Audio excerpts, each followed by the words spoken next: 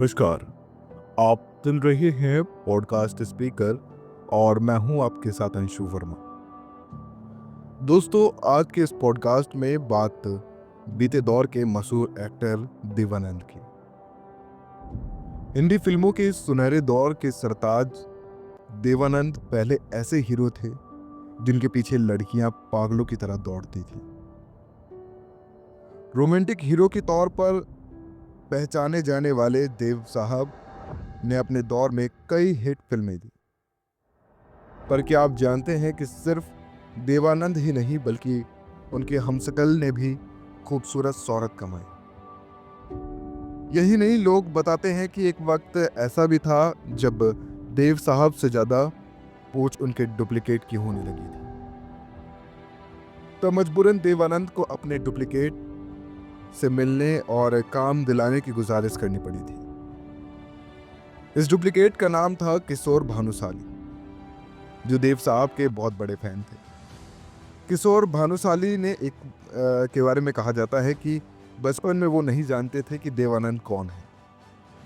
किशोर भानुशाली बड़े हुए तो उनके चेहरे पर देवानंद की झलक नजर आने लगी। कुछ लोगों ने उनको कहा कि तुम तो देवानंद की तरह दिखते हो। बस उन्होंने इसे ही अपना अस्त्र बना लिया और हाव भाव से लेकर स्टाइल तक देवानंद को कॉपी करने लगी। इसके बाद किशोर के पास देवानंद की एक्टिंग करने के ढेरों ऑफर आने लगे। खुद देवानंद किशोर की तारीफें सुनकर उनसे मिलने के लिए तैयार हो गए।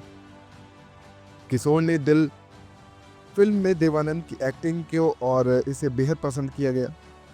इस फिल्म के रिलीज होने के बाद देवानंद ने उनको मिलने के लिए बुलाया। किशोर ने एक इंटरव्यू में कहा कि वो जब देव साहब से मिलने के लिए गए तो देव साहब ने कहा, क्यों किशोर नाम है और ना तुम्हारा, क्यों किशोर नाम है ना तुम्हारा। दिल फिल्म देखा है मैंने और लगता है कि अब आपको ही कॉपी करने से काम मिलेगा। अभी फिल्म है तुम्हारे पास। किशोर बताते हैं कि मैंने उनसे कहा कि मेरे पास 8 और ज़्यादा फिल्में हैं। तो मजाक में देव साहब बोले, तो कुछ फिल्में मुझे भी दिलवाओ।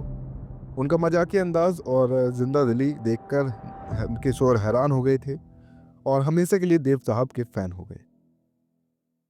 दोस्तों, अगर आपको ये पॉडकास्ट पसंद आया हो तो इसे लाइक करें और चैनल को सब्सक्राइब करना ना भूलें। धन्यवाद।